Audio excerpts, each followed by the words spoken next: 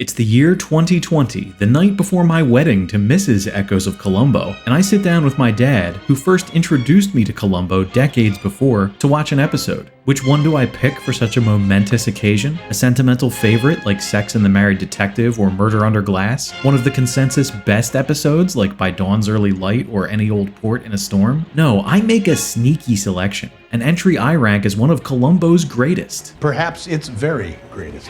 Yeah. Yes. But that few would have the temerity to put at number 1. Well, on today's Echoes of Columbo, I'll do just that, making a case for why the series' top episode may just be Etude in Black.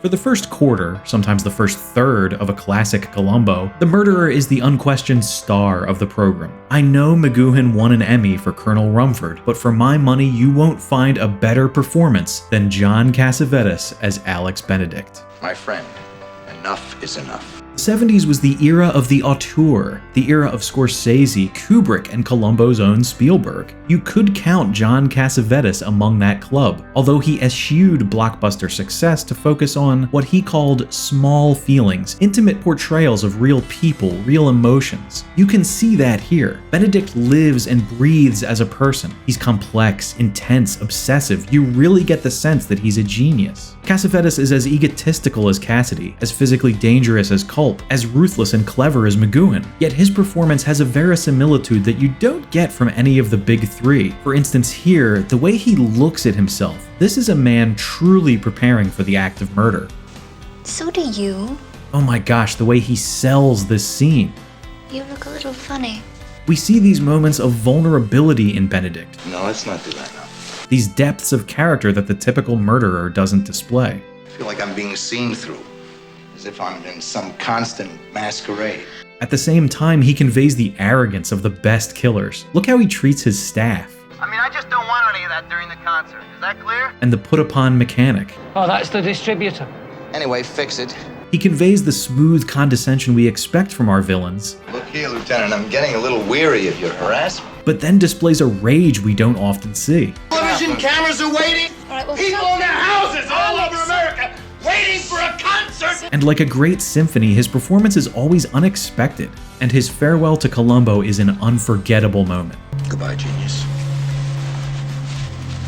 This guy is simply fun to watch. We understand the snake-like appeal of the maestro, his charm and danger. It's a shame Falk could never coax him back for another performance, but perhaps this standalone outing is all the more pure because of that. I'd be remiss if I didn't mention that Cassavetes inspired the screen name of a fondly remembered contributor to the Lieutenant Columbo forum. Those who hung out there in the old days will never forget her insights and her good nature. Cass, as she is known, is still missed. John Cassavetes and Peter Falk were old friends who clearly relished the opportunity to oppose each other. You're from New York. Yeah, from here. Better out here, right? Oh, it's more comfortable. Falk elevates his performance beyond anything we've seen before. This was the second season premiere, the 10th time he would play the lieutenant, and by now he's mastered the role. From here in 1972 until now you see him in 1976, Falk created perhaps the best, most unique television detective of all time. In later years, especially in the revival era, his portrayal of Columbo became more exaggerated and cartoonish, and I sometimes forget how gritty and natural and good Falk's acting was. Murder is bad, but suicide is sadder. Can't imagine anyone murdering themselves. We see him grossed out by the syringe, his appreciation for beautiful women, Girl has a wonderful shape, don't you think?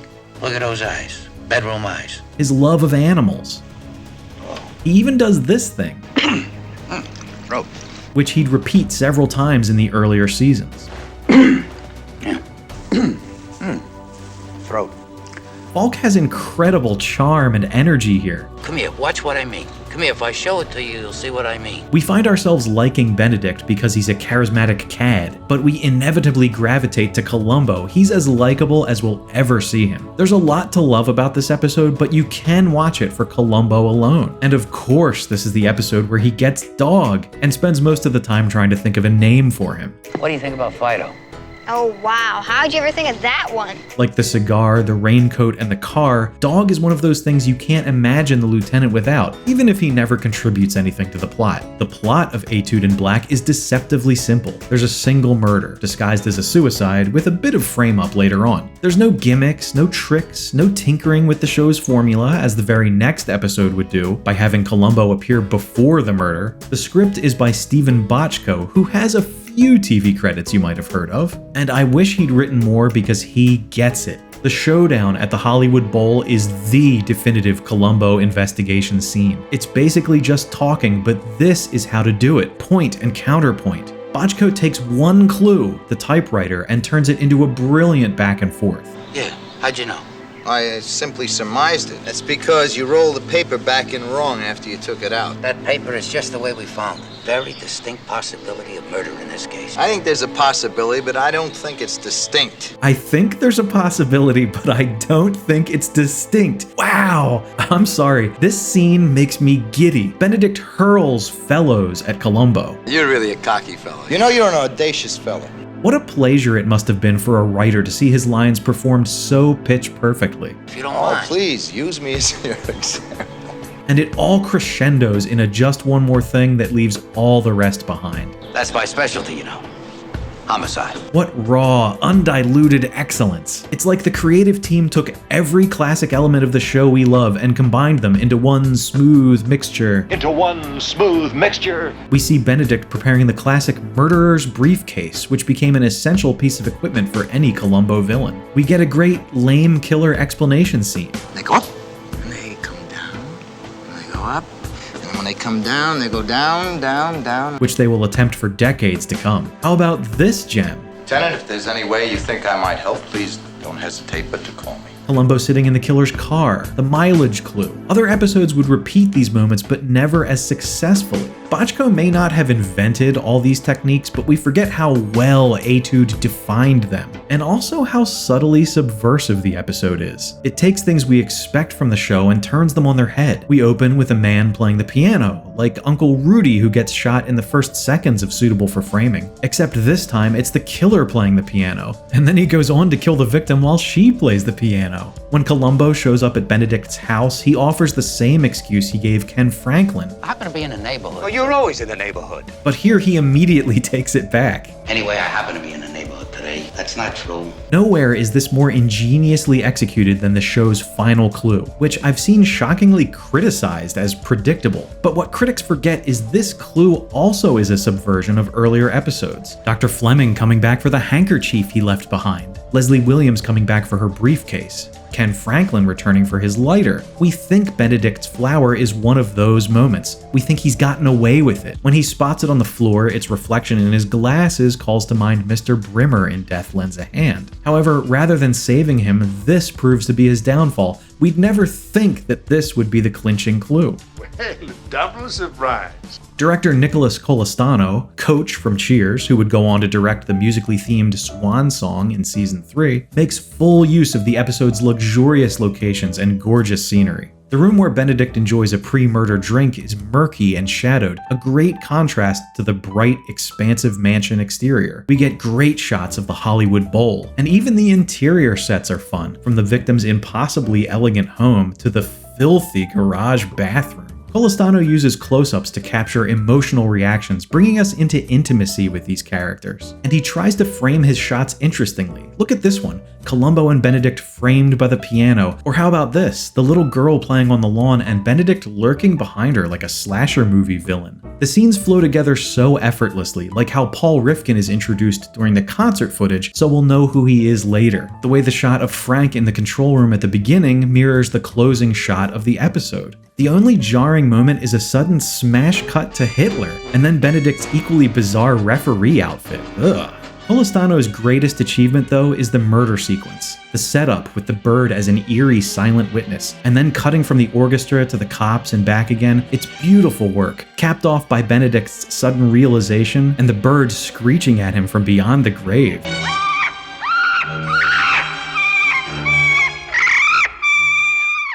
I'll put that moment up against any murder sequence, not just on Columbo, but any show. The concert sequence brings up a misguided criticism of the episode. You know it. Cassavetes conducting the orchestra completely out of time.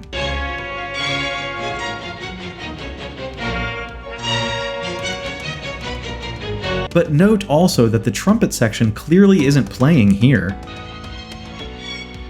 and that at times the conducting does match up. I honestly think this can be chalked up to editing. After all, we aren't hearing the orchestra playing live, this is the soundtrack overlaying footage of a performance, come on. Now, that said, it'll sound hypocritical when I critique Paul Rifkin's painfully fake trumpet playing. Cassavetes actually handles his baton correctly, but has James Olsen ever seen someone playing a trumpet? Speaking of music, we have our first entry by Dick DeBenedictis, the series' most prolific composer. The little piano thing from this episode is probably his most memorable contribution.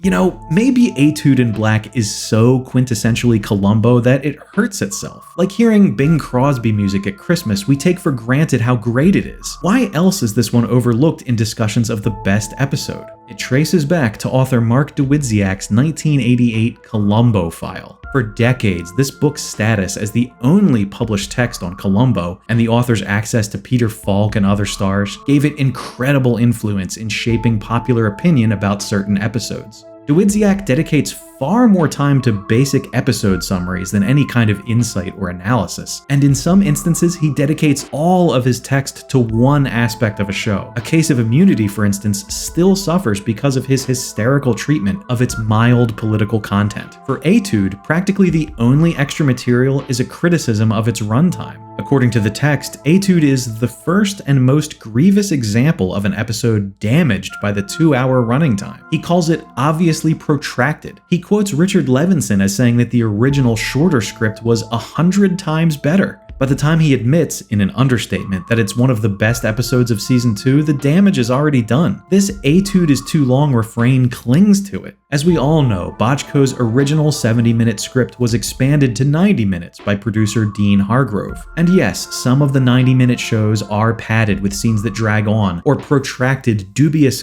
comedy bits. But I challenge you to find one such scene in Etude, which moves at a brisk clip, no single scene overstaying its welcome. It's even tough to find the extra scenes. Obviously, Columbo's visit to Benedict's home is one, but would you cut this scene? Cut these amazing exchanges? How much do you make? I think that's very impertinent. How much do I make?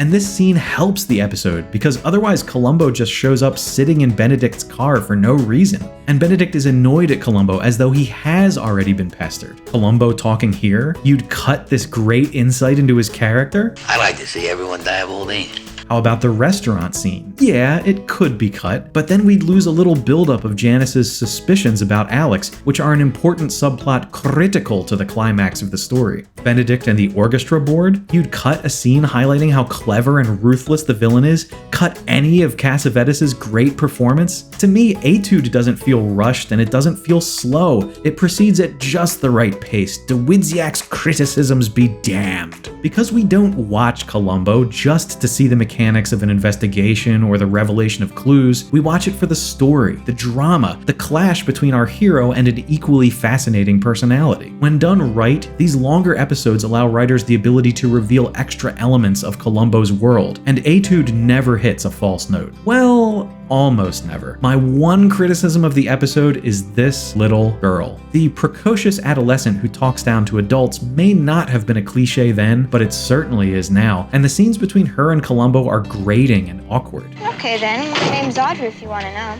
Spare me. But she's only in a few scenes, and there are other great secondary characters to satisfy us. James McEachin, who we'll meet again in Season 7, Mike the Mechanic, who you'll recognize as the assassin in Hawaii Five-O's classic V for Vachon. You hired me to murder McGarrett. That's all that's necessary for you to know. The great Pat Morita briefly appears, and the episode features both Blythe Danner and Gwyneth Paltrow. So again, it's the night before my wedding, and I'm watching Etude in Black, and I'm noticing all these things, but I'm also transported back to my childhood when I remember first seeing this episode. And since it was Christmas break, I was allowed to stay up and see the ending. I could have stood for anything, Alex, anything in the world. See, what stuck with me about Columbo, what still sticks with me, is that at its best, it's a show that's about real people. Not just about murder, but about how the murder impacts lives and relationships, and how Columbo enters and sets the world right again. The best episodes offer clever, surprising mystery. They offer drama that provides true insight into the characters. They're treats for the eye and the ear. They feature the best actors of the era and the finest creative talent. It was so exciting we were at one together. The great ones stick with you, just like Etude in Black sticks with me. You've given us both a great deal of pleasure. Perhaps the greatest episode of the greatest detective show ever.